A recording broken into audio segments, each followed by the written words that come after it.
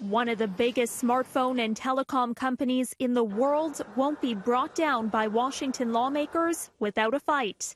China's Huawei is suing the U.S. government over a law that forbids federal agencies from buying and using its products, and that of its smaller Chinese rival, ZTE.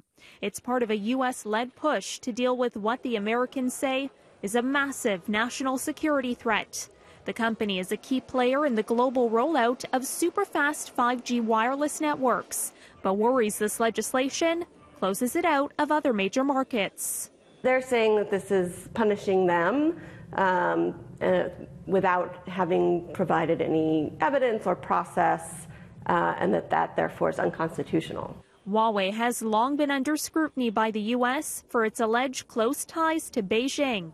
But national security experts think this lawsuit is nothing more than a public relations maneuver. It's part of this bigger picture of American trade wars with China and America having indicted Huawei's executives for having violated sanctions on Iran.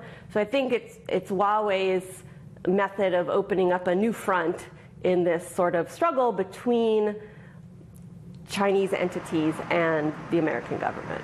Huawei's CFO and daughter of its billionaire founder, Meng Wanzhou, is wanted in the U.S. on allegations she tried to evade the U.S. trade embargo on Iran. She was arrested in Vancouver in December. Trump has suggested several times that the Huawei case, which has seen Canada caught between two elephants, could become a consideration in U.S.-China trade negotiations, something that Trump's economic advisor didn't rule out yesterday. Should investors see Huawei as a wild card in trade talks? The Huawei issue is a complicated issue.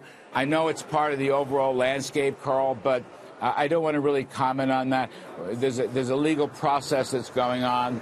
It may enter into trade. I don't want to make any predictions. The Chinese government says Huawei's lawsuit against the U.S. is completely justified. This is despite it being the latest escalation in a bitter trade war between the two countries, which spent most of last year slapping tariffs on billions of dollars worth of each other's goods.